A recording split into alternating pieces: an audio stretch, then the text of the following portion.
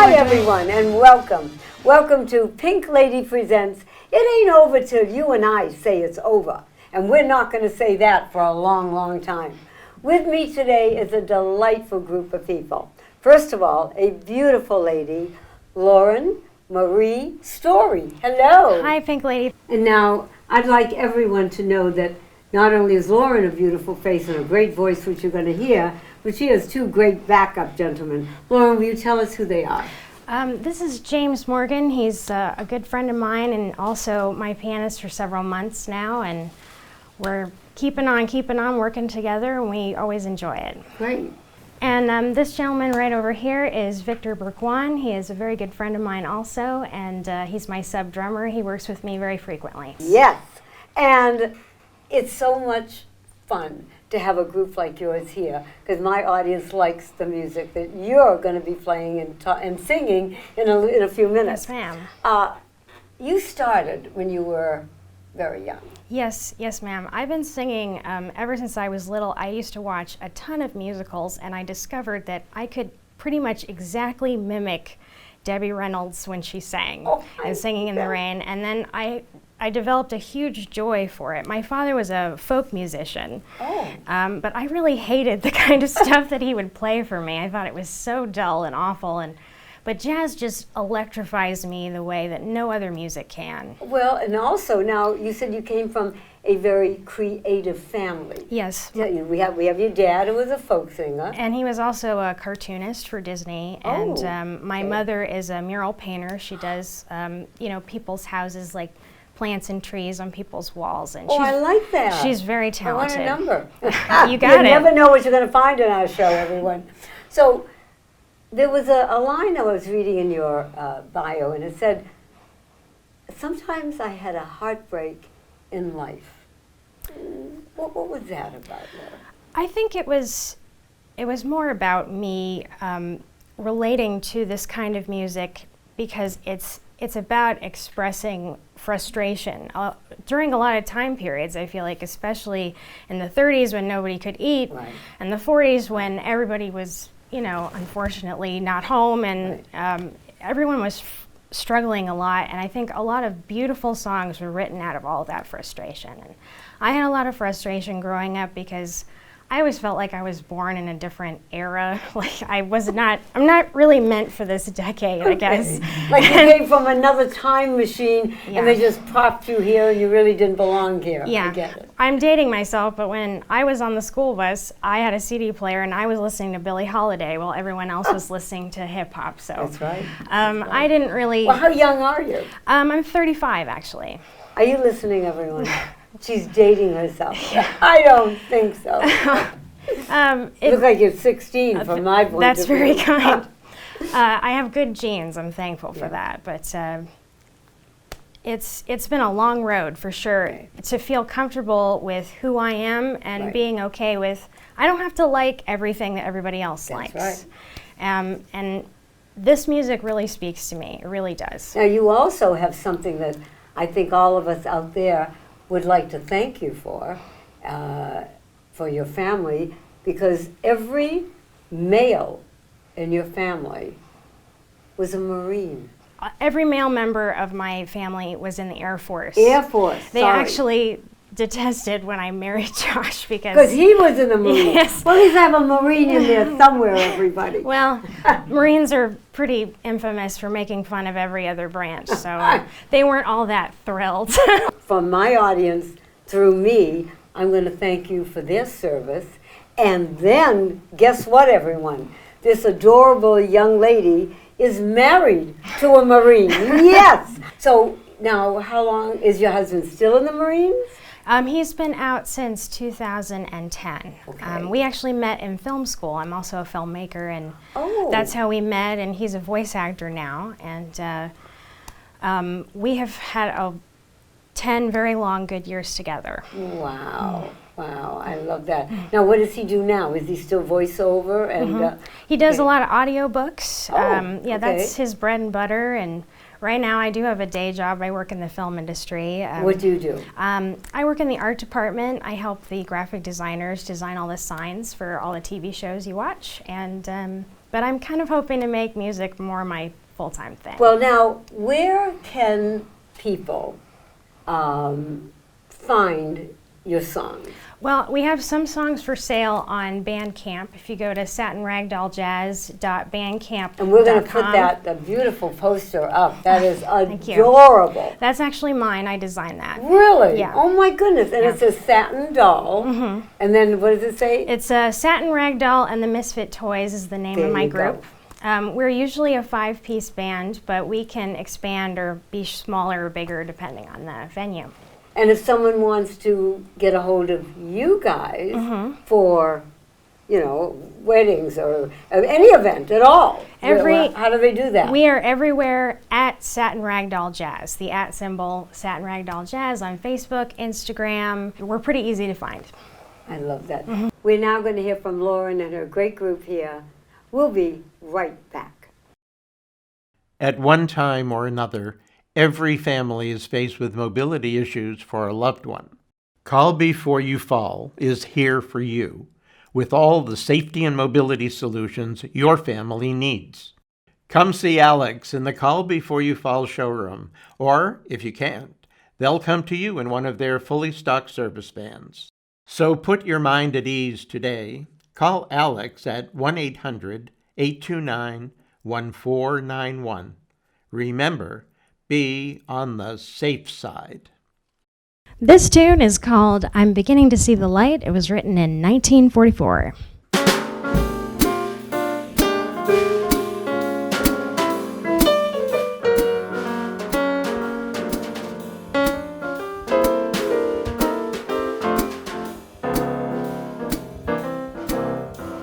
I never cared much for moonlit skies.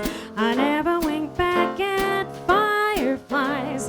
But now that the stars are in your eyes, I'm beginning to see the light. I never went in for afterglow or candlelight on the mistletoe. But now when you turn the lamp down low, I'm beginning to see the light. Used to ramble through the park, shadow boxing in the dark. Then you came and caused a spark. That's a 4-alarm fire now. I never made love by lantern shine. I never saw rainbows in my wine. But now that your lips are burning mine, I'm beginning to see the light.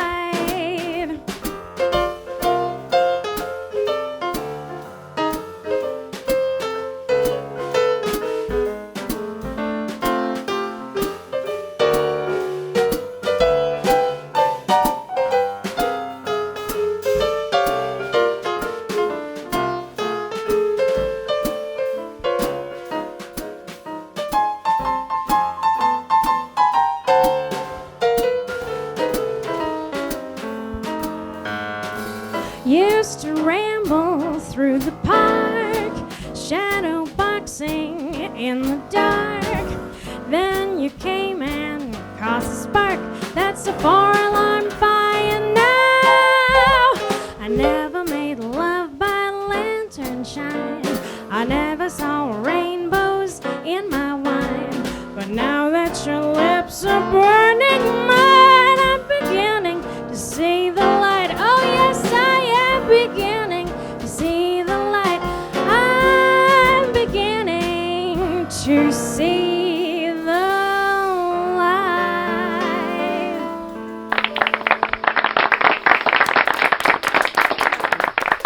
Thanks very much. We're going to do a tune for you next, written in 1952 by Duke Ellington. It's called Lullaby of Birdland.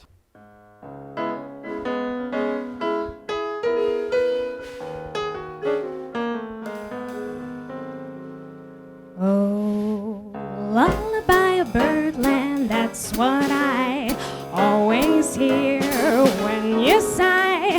Never in my wordland could there be ways to reveal all the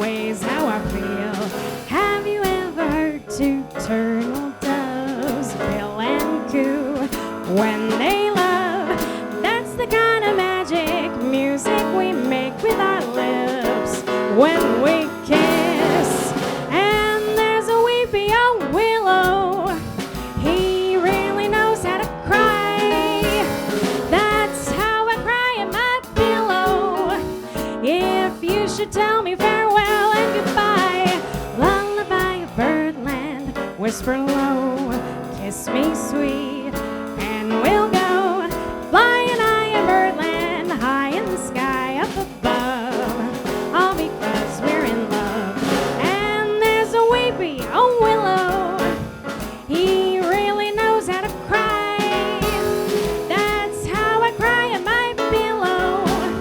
If you should tell me farewell and goodbye, lullaby of birdland, whisper low, kiss me sweet, and we'll go flying high in birdland, high in the sky up above, all because we're in love. This one's actually is 100 years old, this song. Actually 101. Hope you guys enjoy.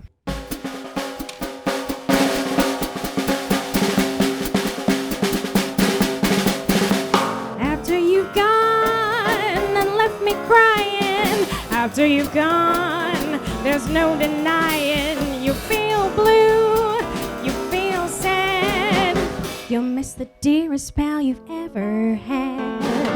There'll come a time, now don't forget it, there'll come a time when you'll regret it someday.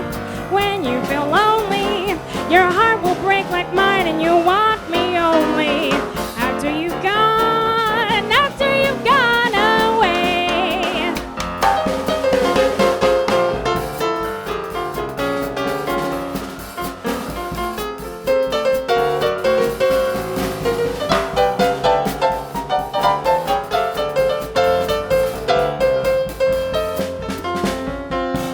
After you've gone, after we break up, after I'm gone, you're gonna wake up someday, blue and downhearted. You'll long to be with me right back where you started. After you've gone, after you've gone away.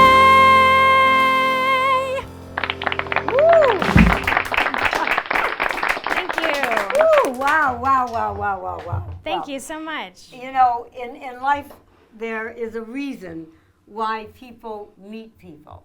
And when I first met you with Dove at the Commander's Ball, we said as we left, we need you so that the world can see what you do.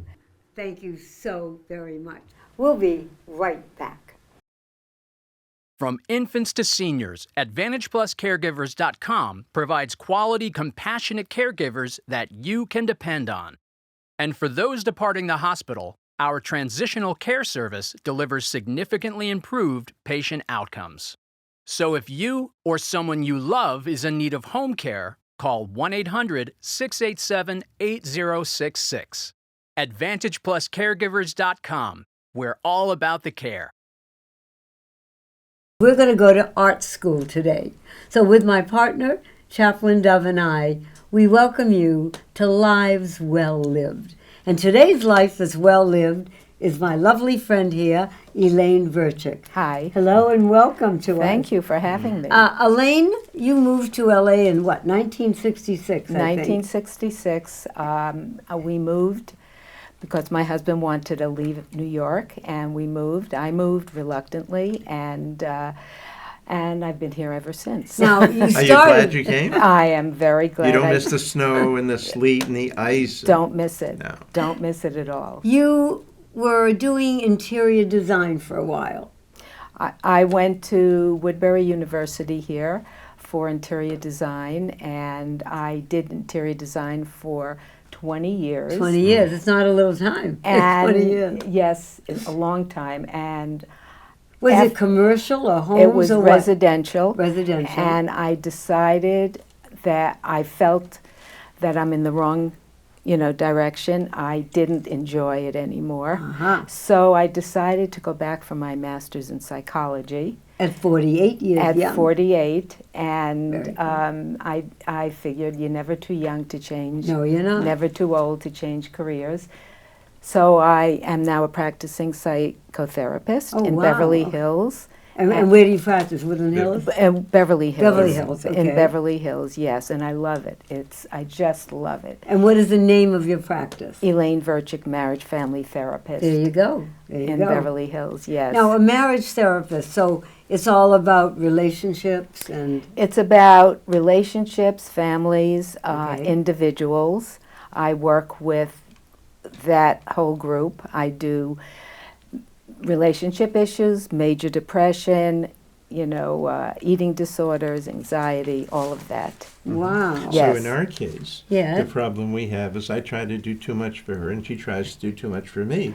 And if we get into a disagreement, it's because who didn't do enough and who did too much. Oh, Right. that's a good one. Yes, I know. That's why I mentioned it to you publicly with our. That is a good Yes. one. I mean, I it's like really. that. It's or, really true. or I'll say to him, he'll say, well, why did you do? Well, honey, I did it because your arm was hurting you, so I did that. Uh-huh. Well, yeah, I guess okay, but you don't have to. But wait a minute, I did it. So hello. I would not take you on as a couple. No, you wouldn't. I love it. Yes, I So would. now you have children. I have 2 grown children, 3 grandchildren, and they all live in LA. So Oh, that's I'm a very blessing. lucky, That's great. Right. very fortunate. Yes. You got to tell her your numbers. Well, my audience, I think, remember, but one has changed, everybody. It's 5 children that hasn't changed, 6 grandchildren hasn't changed, thank you, God, and almost 7 great-grandchildren. Wow. But you're how young? 75. See, she's a child, everyone. That's I'm going to be 87 going into my 88th year. Wow. September 3rd. You're fabulous. I'm September 30th. Oh, there we go. Now, are Libra. you a Virgo or no? Libra. Libra. See, I'm a Libra. Virgo. I'm in the Uh-huh. beginning there. So, now, here you are, 48, clinical psychology. And then, I mean, you're not happy just doing that. You're going to do other things. So, at 57 years young, you started art classes. I started art classes. I had this desire to learn how to draw the human figure. Yeah, it must have been like a really And it- initial feeling, you know. I just had a desire to be in art. So And you never did it before. Never did it before. Unreal. And I took 3 classes a week. I did not know how to draw. I never had anatomy. And I persevered. I just stuck with it. And what did your teachers say? I mean, it must have started to come out. I mean, you just After- don't have your talent and then it's hidden. You After know. years of doing that, one of my teachers, who was my first phenomenal teacher, Mark Westermo, he decided that I should paint. And I okay. did not want to paint. Why? Well, it seemed very complicated. It seemed like you had to carry around a lot of stuff, clean up, set up, all of that. Okay. It seemed just Too much too much. for what was But there. he handed me supplies. Oh. He handed me a cardboard. Okay. And I did a painting with his direction on that.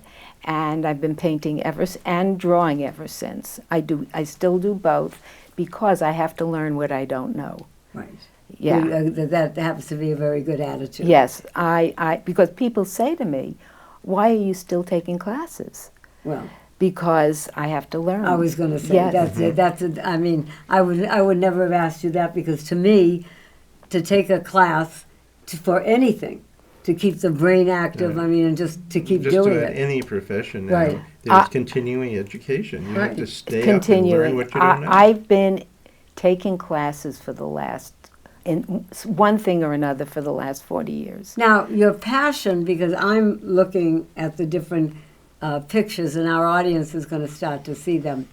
First of all, I love your dolls. Thank you. Oh my Lord, are you watching the dolls, everyone? I mean, they're absolutely phenomenal. Thank you. And why dolls? Let's get into this now. Why dolls? Well, I just love detail. I love the somewhat whimsy Yes, character yes. of the doll. I love costumes. I have a wardrobe of costumes at home that mostly clowns I love it. costumes. And so I just find dolls, paint them, just love doing that. It makes me happy. And then you also have a passion for still life. Your still lifes were fabulous. Thank you, thank you. I mean, a lot of people say they do still life. I've looked at them, and it's like a picture. It's not really real to me. Yours are real. Thank you. The still life. Thank you. I go around, how I pick my objects. Yeah, how do you do that? I go around to flea markets, junk stores, antique stores, and when something hits me, I buy it. And I use that as my main object in the still life, and I build Like an around example. Like, give me an example. Like a teapot, a copper Oh, I love a teapot teapot. with a porcelain handle or Right, something right. and I'll find other objects that I feel that are pleasing to the eye, So to what do my you do? eye. Make a what do you call it? A collage of them? I make a little scene. Okay. I have background fabric sometimes, and I have wood shelving that I add to it, and it's like a scene. I have a three-sided box, and I okay. put it in a box, and I have lighting on one side, Oh, wow. and that's how I do my painting. And it's a passion. When I paint, I levitate. I levitate, literally. Wow. Yes. And the other thing is that the technique that you need to be an artist, what are the techniques? Well, I mean, not everybody can do it. I couldn't do it. I think I disagree with that. I think everybody could learn how to paint or draw. Really? If you persevere and you stick But you with need it. patience.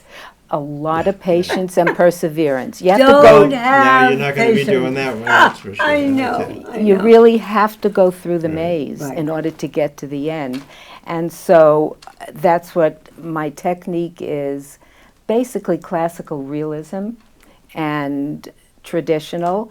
I'm kind of veering off a little bit now, a little looser, a little maybe more impressionistic. Okay. But I just love detail. I will work a painting till I can't work it anymore. Do you have shows? Do you participate in I would craft fairs? Where is your audience? Well, I don't participate in craft shows. I have participated in some outdoor shows, but I found that it's very tedious and hard work, and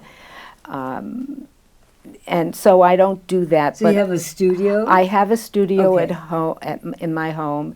I have my paintings are all up on my walls, at least half of them. I've got a lot stored away because I don't have room. Right. But how do people, if someone wanted to see some of your work, They would call me Okay.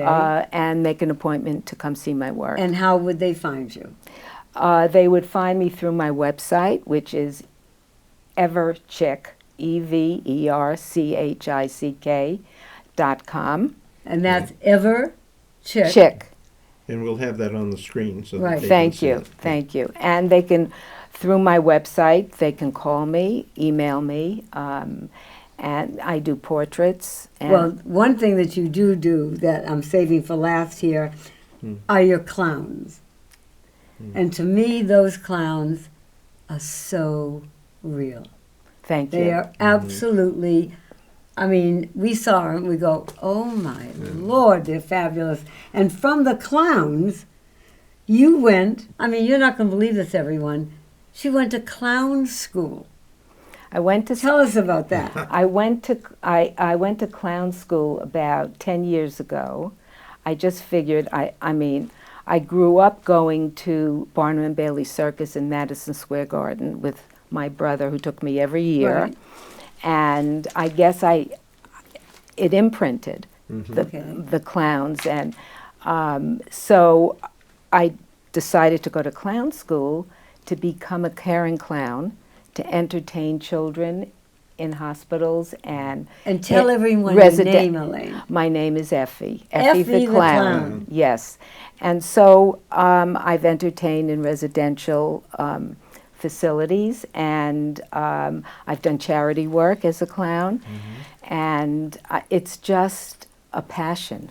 It's a passion. I love You know, it. we used to work very closely with the Masons and Shriners clowns, and we would go to Oh, children's yes. hospitals Yes. in Boston and here in Los Angeles. Right. And it's just amazing the amount of dedication, Right. and these kids love it. Love it. They, yes. they can't get enough. So clown school was at the University of Wisconsin. Oh, in La Crosse, and it was clowns from all over the world that came to teach us. There were 135 students, mostly dentists, nurses, oh my goodness. and then there was me. I was the only one that went without I had no persona at the time, but it developed. Right. And so And who chose the persona of Effie?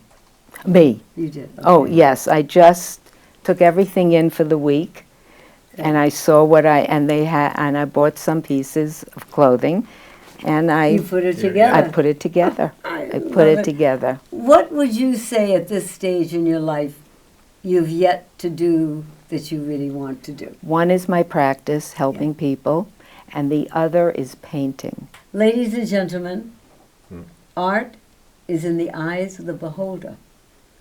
What I see is different than what Dove sees, or what you see. But what we all have in common is art is beauty, and your work is beauty in Thank you. every single way. Thank you. So please, check Elaine Verchick out on. eVerchick.com. You can always email pinklady7@earthlink.net and say you want to know where you can reach this fabulous artist, Elaine Verchick. Or Effie the Clown. Effie the Clown. the Clown, you got it. Right, Thank right. you so much, Elaine, You're for welcome. coming and sharing with everybody. I know you're enjoying all the art that you're seeing on our screen. God bless you all. Thank you so much. Here's it. I'm gonna live till I die. I'm gonna laugh instead of cry. I'm gonna take the town and turn it upside down. I'm gonna live, live, live until I die. They're gonna say, what a guy. I'm gonna play for the sky. Ain't gonna miss a thing. I'm gonna have my fling. I'm gonna live, live, live until I die. The blues I lay low, I'll make 'em stay low. They'll never trail over my head. I'll be a devil till I'm an angel, but until then, hallelujah, gonna dance, gonna fly. I'll take a chance, riding high. Before my number's up, I'm gonna fill my cup. I'm gonna live, live, live, live, live until I die. Those blues I lay low, I'll make 'em stay low.